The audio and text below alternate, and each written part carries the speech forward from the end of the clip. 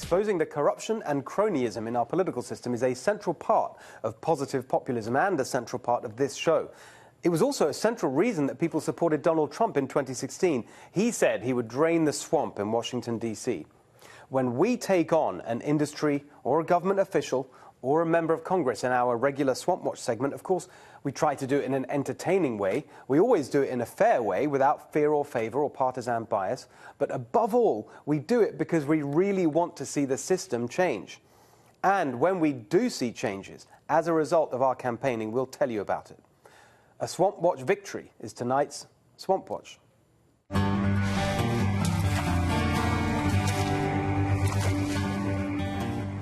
Over the last few weeks, with the help of the Government Accountability Institute, we've been reporting on a number of swampy conflicts of interest and ethics lapses by Commerce Secretary Wilbur Ross. Here's a quick recap.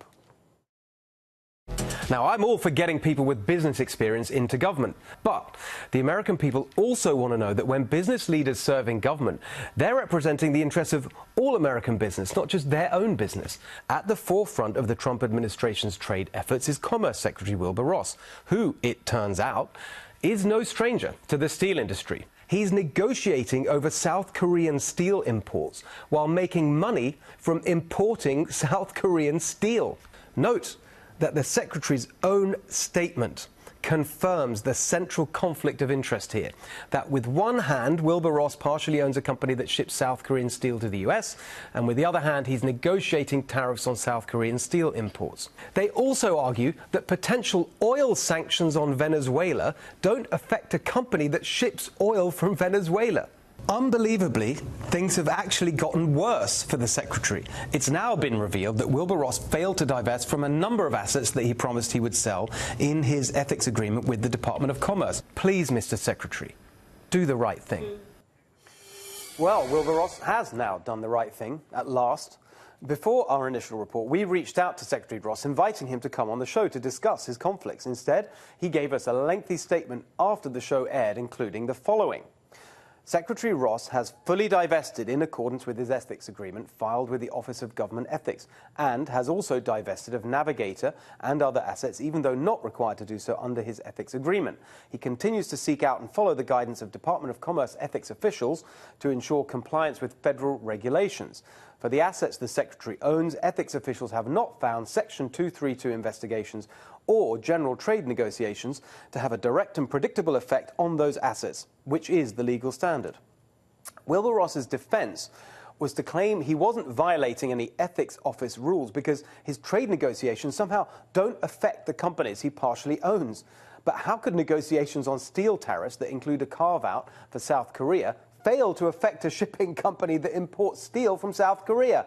How could tariff negotiations with China not affect another shipping company that conducts business with the Chinese state-owned oil company PetroChina?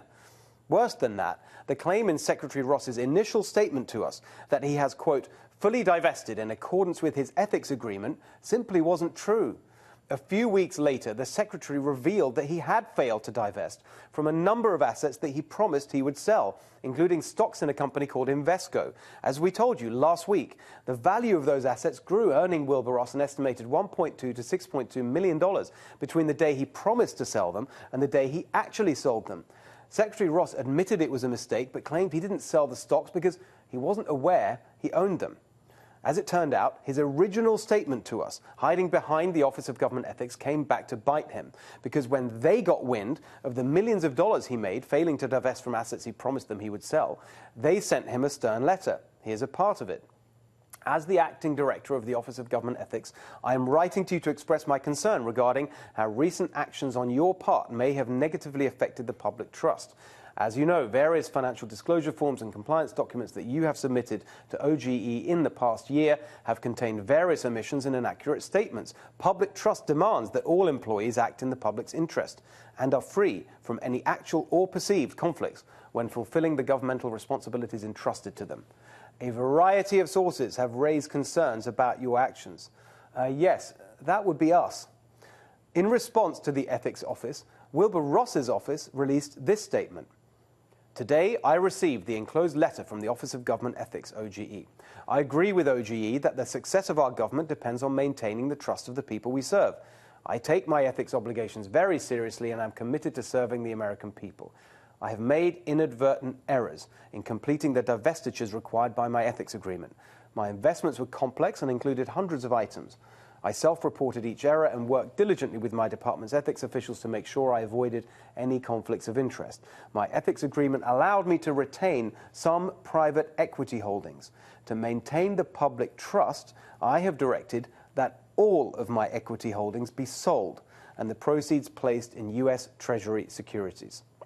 We reached out to Wilbur Ross's office to clarify that those sales will include his interest in Nautical Bulk Holdings, Diamond S Shipping, and the Transportation Recovery Fund, all of which we reported as conflicts of interest in our original Swamp Watch.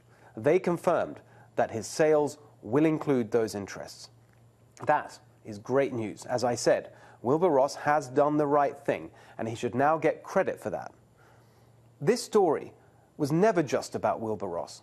It was about supporting President Trump's Drain the Swamp agenda, one of the biggest and most important promises he made in 2016.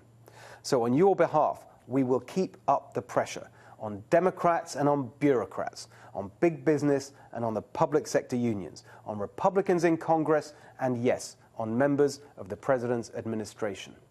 That's what we do here at Swamp Watch, and as you can see, we get results.